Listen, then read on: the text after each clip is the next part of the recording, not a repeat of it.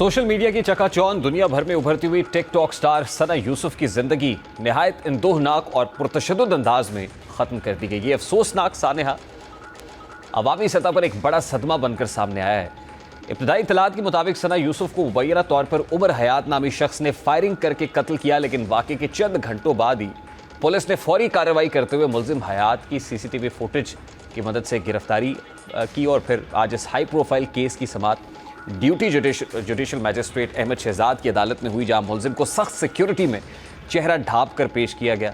समाअत के दौरान तफ्तीशी अफसर फ़खर अब्बास ने अदालत से मुल्जिम की शनाख्त परेड के लिए इस्तदा की, जिसे मंजूर करते हुए अदालत ने उमर हयात को 14 रोज़ा जुडिशल रिमांड पर जेल भेजने का हुक्म सादिर किया। अदालत ने मज़ीद हिदायत दी है कि शनाख्त परेड मुकम्मल होने के बाद अगली समाअत में तफ्तीशी पेशरफ्त रिपोर्ट भी पेश की जाए। अब सवाल ये है कि इस कत्ल की वजह क्या थी। तो पुलिस तफ्तीश और आईजी इस्लामाबाद सैयद अल अज़वी के मुताबिक ये केस बार बार मुस्तरद किए जाने पर इंतकामी रद्द-ए-अमल का नतीजा है। आईजी इस्लामाबाद इस मुतालिक क्या कह रहे हैं, ज़रा सबसे पहले उसकी एक झलक आपके सामने रखता है। अब तफ्तीश के मुताबिक मुल्जिम उमर हयात काफ़ी अरसे से सोशल मीडिया के ज़रिए सना यूसुफ से रब्ते की कोशिश कर रहा था। वो मुसलसल उसे पैगामात भेज रहा था, लेकिन सना ने हर बार इसकी कोशिशों को नज़रअंदाज किया और बातचीत से गुरेज किया। इब्तदाई तफ्तीश में यह भी मुनकशफ हुआ है कि मुल्जिम मेहमान के रूप में सना यूसुफ के घर दाखिल हुआ और इंतहाई करीब से फायरिंग करते हुए उसे अपनी नींद सुला दिया।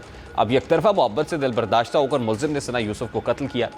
सवाल यह है कि मोहब्बत में नाकामी में जुनून इस हद तक बढ़ जाना कि कोई किसी का कत्ल कर दे, ये तशवीशनाक बात है। और ज़ाहिर है ड्रामा और फिल्म्स में जिस तरह का मवाद दिखाया जाता है, ये एक और ज़ाहिर है पर्सपेक्टिव है, ये एक और तरीके से भी इसको देखा जा रहा है कि वो कंटेंट जो है वो मौजब बनता है। ख़ास तौर पे जो मर्दाना उजारादारी और ख़वातीन के साथ जिस्मानी और जज्बाती तशद्दुद के मनाजिर को रोमानवी तासुर के साथ पेश किया जाता है और यही मवाद नौजवानों में मनफी तासुर को उभारता है और इस कत्ल को भी इस नामुनासिब मवाद की वजह करार दिया जा रहा है। और दिलचस्प बात यह है कि अदाकार भी फिल्म्स और ड्रामों के मवाद पर सवाल उठा रहे हैं। जैसा कि अदाकारा मावरा हुसैन ने सोशल मीडिया प्लेटफॉर्म इंस्टाग्राम पर लिखा कि हम सब ने इस चीज़ में अपना हिस्सा डाला है कि जो मर्द इनकार ना सुन सके, हमारा कंटेंट अब भी ज़बरदस्ती के रिश्तों, जहरीली मोहब्बत और मर्दों की उजारादारी वाले रवैये को रोमांटिक बनाकर पेश करता है। ये इसी का असर है। अदाकारा ने लिखा कि एक 17 साल की लड़की सिर्फ इसलिए कत्ल कर दी गई क्योंकि एक लड़के की सोच ये है कि मुस्तरद होने पर यह करना ठीक है। फिर इसी तरह अदाकारा एमन सलीम भी पाकिस्तानी ड्रामा और फिल्म्स के मनफी कंटेंट पर बरस पड़ी। उन्होंने अपने रद्द-ए-अमल का इजहार करते हुए लिखा है कि हमारे टीवी ड्रामे किस तरह तशद्दुद को रोमानवी बनाते हैं और आज एक नौजवान लड़की को सिर्फ ना कहने की वजह से कत्ल कर दिया गया। यही वो मसला है जिसकी तरफ इशारा कर रही थी। उन्होंने मज़ीद देखा कि एक ऐसा कल्चर जो मोहब्बत के नाम पर काबू पाने को सही समझता है, वो लोगों में ये सोच पैदा करता है कि सब कुछ उनका हक है और यही सोच आगे जाकर तशद्दुद में बदल जाती है। फिर इसी तरह एमन सलीम का अपनी एक और तहरीर में रद्द-ए-अमल देते हुए कह रहा था कि बस बहुत हो गया। एक हालिया ड्रामे में जिस तरह से एक औरत को रस्सियों से बांधकर बदसलूकी की तस्वीर कशी की गई है और उसे रोमानवी या फिर बोल्ड अंदाज में दिखाया गया है, इसमें मैं बहुत परेशान हूँ। ये तफरीह नहीं है बल्कि ख़तरनाक कहानी है। अदाकारा ने यह भी लिखा कि ऐसे मनाजिर को मोहब्बत के तौर पर पेश करना ना सिर्फ गैर ज़िम्मेदाराना है बल्कि एक ऐसे माशरे में जहाँ पहले ही ख़वातीन को शादीशुदा पेदरशाही निज़ाम, जज्बाती और जिस्मानी तशद्दुद और फिर समाजी दबाव का सामना है, मीडिया का किरदार या तो इन जहरीली रवैयों को तक़वियत देता है या उन्हें चैलेंज करता है। अब देखा जाए तो पाकिस्तान में ऐसे ड्रामे तो बन रहे हैं जिससे माशरे में मनफी तासुर उभर रहा है। एक ऐसे ही ड्रामे की आपको झलक दिखाते हैं जिसमें एक किरदार अपने वालिद से कहता है कि अगर मेरी नहीं तो फिर किसी की भी नहीं होगी। सवाल कंटेंट पे भी है, स्क्रिप्ट पे भी है, इस इंतहा पसंद सोच पर है। यहाँ अदाकारों को भी चाहिए ना कि वो ड्रामों या फिल्म के इंतखाब के वक्त ज़रा कंटेंट को भी देखा करें ना कि माशरे में बिगाड़ पैदा करेगा या फिर इसमें माशरे के लिए कोई इस्लाही पहलू भी मौजूद है। बहरकैफ इस पर बात करने के लिए इस वक्त मेरे साथ डॉक्टर अफान कैसर साहब मौजूद हैं। डॉक्टर साहब प्राइमरीली डॉक्टर ऑफ मेडिसिन है लेकिन सोशल मीडिया इन्फ्लुएंसर भी हैं। अस्सलाम वालेकुम डॉक्टर अफान कैसर, बहुत बहुत शुक्रिया for joining us, thank you very much. ये जो सना यूसुफ का कत्ल है, इस हवाले से जो एक बैकग्राउंड हमने आपके सामने रखा, आई एम श्योर आपने ये सुना। पहले तो बीइंग डॉक्टर, आप इस रवैये को क्या नाम देंगे? वालेकुम सलाम। एक्चुअली देखिए, इसमें साइकोलॉजिकली देखा जाए तो it is being build in not in a day. Dopamine की जो एडिक्शन स्ट्राइव्स हैं वो बहुत ज्यादा है सोसाइटी में, और because I talk a lot on social issues, तो पाकिस्तान में सबसे बड़ा मसला जो है वो लैक ऑफ एजुकेशन। अच्छा, कोई ड्रामा, कोई फिल्म, अभी आपने इतने सारे ड्रामास के क्लिप दिखाए, और जैसे एनिमल मूवी भी एक इंडिया की थी जिसमें बहुत ज्यादा ये प्रोवोकेशन तो जरूर मौजूद है, लेकिन इंसानी जानवर को अब आर्टिफिशियल इंटेलिजेंस और ये सब कुछ आ गया है, उसको कंट्रोल करने के लिए जो मीडियम्स और मोड्स हैं उनमें सबसे बेस्ट मीडियम एजुकेशन और तरबियत। You can not stop all this by हम ड्रामास बंद कर दें या हम सोशल मीडिया का इस्तेमाल लोगों का बंद करा दें। ये man is an animal, proven animal, तो इसको टेम करना पड़ेगा और टेम करने का सबसे बेहतरीन तरीका एजुकेशन और इंटेलेक्ट है। यकीनी तौर पर इस तरह की चीजें प्रोवोकेशन का बाइस बनती हैं जो इस तरह के रवैयों को जन्म देती हैं, लेकिन जब तक हम लोगों को के अंदर शऊर नहीं लेकर आएंगे, एजुकेशन नहीं लेकर आएंगे, तब तक इस तरह के वाकयात होते रहेंगे। लेकिन जो सना का वाकया है वो बड़ा डिफरेंट किस्म का वाकया है। उसमें एक बहुत बड़ा आंसर पाया जाता है रिजेक्शन को लेकर, सेक्सुअल जेलिसी का। इस पर पाकिस्तान में बहुत कम बात की गई है। और ये जो जेलिसी होती है कि भाई अगर ये मेरी नहीं तो किसी और की कैसे, वो लेकर भी एक रिवेंज का आंसर है। लेकिन एक और बहुत बड़ा फैक्टर है कि जो सोशल मीडिया का इस्तेमाल है, चाहे नेगेटिव हो चाहे पॉजिटिव हो, स्पेशली अगर आप पॉजिटिव बीट पर कर रहे हैं then it's fine. Sana was using it as an influencer only.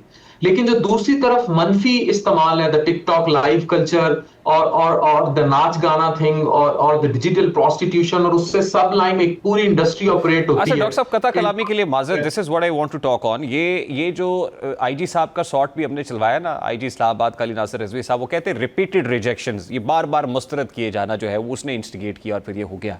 अब देखिए, ये आपने बात की सोशल मीडिया का इस्तेमाल। अब ये क्या अब मैं ये सोच रहा हूँ कि सना यूसुफ को एक शख्स बार बार अप्रोच कर रहा है, बार बार मैसेज कर रहा है। अब वो लड़की जो एक सोशल मीडिया इन्फ्लुएंसर है, आई एम श्योर कि वो जाहिर है वो रैंडम शायद मैसेजेस का जवाब देती भी नहीं होंगी फिर, और ये बार बार अगर कोई तंग कर रहा है, उसके पास क्या ऑप्शन है? वो रिजेक्ट ना करे, क्या करे? वो क्या करती है उस मौके पर सोशल मीडिया का? उसका जहां तक ताल्लुक है, दैट इज वेरी फाइन, उसका कंटेंट भी बड़ा फाइन था। मैं सिर्फ ये कह रहा हूं जो नेगेटिव कंटेंट होता है वो प्रोवोक करता है, लेकिन अगेन वो जो प्रोवोकेशन है उसको रोकेगी सोसाइटी की तरबियत। अब आते हैं उस तरफ जो सना यूसुफ से लेकर अब पेरेंट्स ने बच्चों और बच्चियों को समझाना है। देखिए, जब सोशल मीडिया आया ना तो यू हैव टू कंट्रोल कि हमने क्या डिटेल्स किसको रिवील करनी है, किसको नहीं करनी। जैसे आपके बच्चे स्कूल जा रहे हैं तो you should know the intent of driver, the maid sitting with your kids, the school they are going into और कमिंग आउट। 18 साल से नीचे जो भी बच्चे सोशल मीडिया इस्तेमाल करते हैं, they may use but under parental guidance.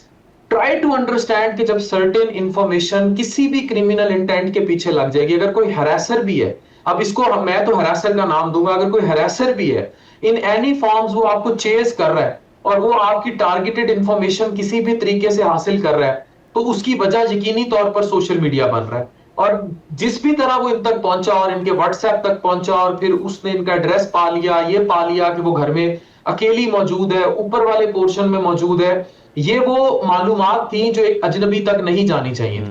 In any way round, अगर मेरे ख्याल में अगर मदर और बच्चों की दोस्ती हो, वालिदैन इतना ज्यादा तरबियत करें और कंट्रोल तरीके से कम 18 साल तक बच्चों को लेके चले, तो वो ऐसी सिचुएशन को हैंडल कर लेंगे।